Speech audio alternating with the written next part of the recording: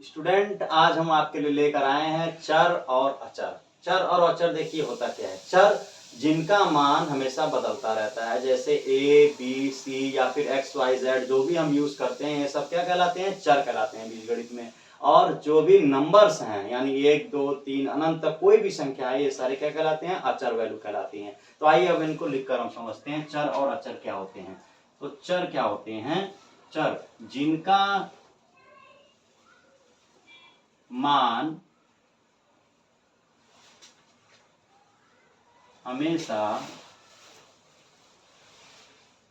बदलता रहता है।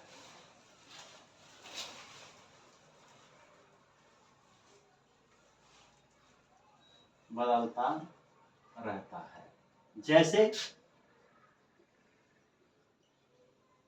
कभी कभी आपने देखा होगा कि ए का वैल्यू 1 आ गया या फिर ए का वैल्यू 2 आ गया, ठीक है, या फिर ए का वैल्यू 3/2 आ गया, कुछ भी आ गया, इस तरीके से मान बदलता रहता है। तो इसी प्रकार हमारे ये जो चर हैं, तो चर कौन कौन से होते हैं? ए बी सी डी, इस प्रकार से जेड तक हम कुछ भी वैल्यू यूज करते रहते हैं, या एक्स वाई जेड कुछ भी यूज करते हैं। कहीं कहीं हम एक्स भी यूज करते हैं, कहीं कहीं वाई भी यूज करते हैं, कहीं जेड भी यूज करते हैं, इस प्रकार से हम लोग यूज करते हैं। तो ये सारे चर होते हैं। अचर देखिए, अचर क्या होता है?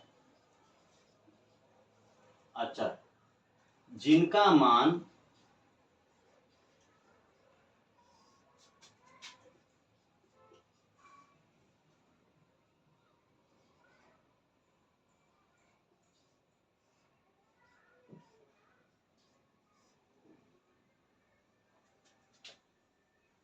कभी नहीं बदलता है।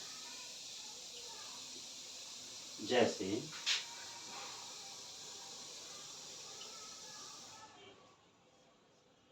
1 2 3 4 डॉट डॉट डॉट अनंत तक की कोई भी संख्या है, ये सभी हमारे क्या है? अचर है।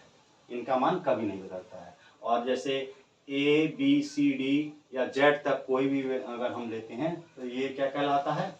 चर कहलाता है। ये इनका मान हमेशा बदलता रहता है। कभी 1 आएगा, कभी x की वैल्यू 1 आएगी, कभी 2 आएगी, कभी 3 आएगी, कभी -1 आएगी, इसलिए इनका मान बदलता रहता है। इसलिए हमको क्या बोलते हैं? हम इनको बोलते हैं चर, और इसको बोलते हैं अचर। इनका मान कभी नहीं बोलता है। ये है कांस्टेंट और ये है वेरिएबल।